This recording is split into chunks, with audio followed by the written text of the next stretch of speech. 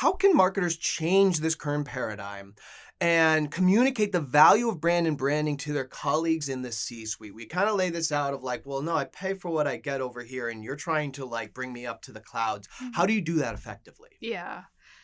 And there's not an easy answer. And if you're a CMO, it's going to depend drastically on the organization you work for and probably even the category you work within. So, Hmm. as an example, we've worked with clients in life insurance, and it's a vastly different way to track attribution for life insurance. That's sometimes a multi-year consideration Oh my phase goodness, yeah. than an online software update Right. that it's easy to track and measure. But what I tend to think about, the way CMOs should probably go in and have this conversation, or anybody in the marketing organization, is realize the hard truth is that sometimes your peers see you as sitting at the kids' table. They may invite you to sit at their table, but maybe when you're not in the room, they say, the adults are now here. And I don't want to make, your listeners cringe a little bit, but that is the reality that sometimes I hear, not Hmm. from, other leaders in the organization about their marketing counterparts. And it's rooted in the fact that marketers are wonderful storytellers, but don't always have the data to back it up. Yes. So I'm a big proponent believer, and everybody's superpower is also their kryptonite. That storytelling Mm. capability that marketers have can also be seen as kryptonite because it can be perceived as you come in and you talk this big game and then there's nothing to back it up. And so Mm. that's the gap that I think most marketers really need to work on. Coming in and proposing what they think is, this amazing vision of both a brand and performance-based marketing plan, and then talk about how you're going to measure it. Talk about the role that your brand equity tracker, if you have a brand tracker today, can play in that. How you can do a better job of not just measuring, do people know that our brand exists, but does that actually translate into consideration and down funnel behavior? Mm.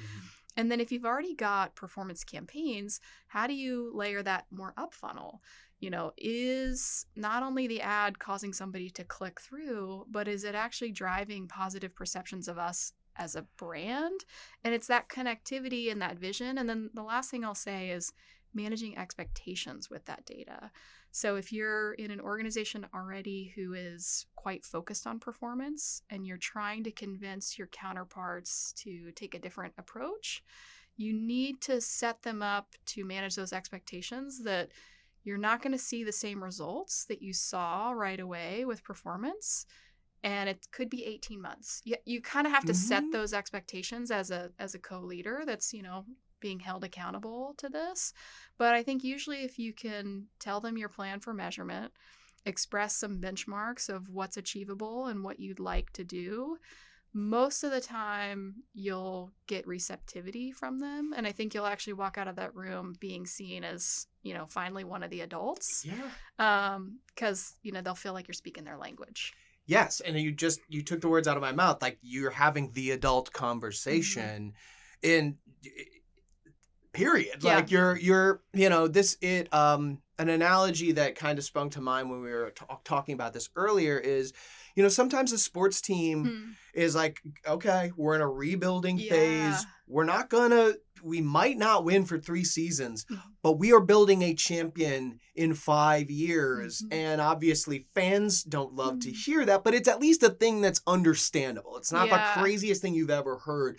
I feel in the brand and Mm. organization world, that is like, no. We're Yeah. not going to slow things down so that ultimately we can build a more stable thing, or at least it's something that needs to really be championed by the marketer. I think that you Yeah. put it like, listen, this isn't going to be roses. I think marketers, by nature, are a little bit people pleasy. Yeah. And you can't just do that. You cannot go in with your colleagues in the C-suite and just make them happy. Yeah. Yeah. You You've have got to to be be able to the have real those hard stuff. conversations. And even back, I really love your point about FOMO earlier.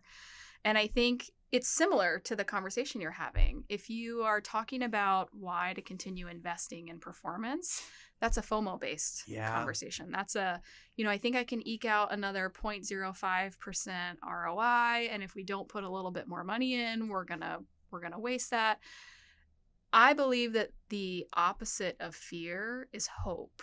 I love that. And if you are going to help people understand how to shift out of maybe a fear-based mentality of how do I eke out the extra, ROI, I think you have to give them a vision and a hope of what can be in the future with, the ability to measure that. But I think that's the shift for marketers to make is what can we achieve that's going to create that hope and that ambition and get us all on the same page and we're working together and we feel good about it.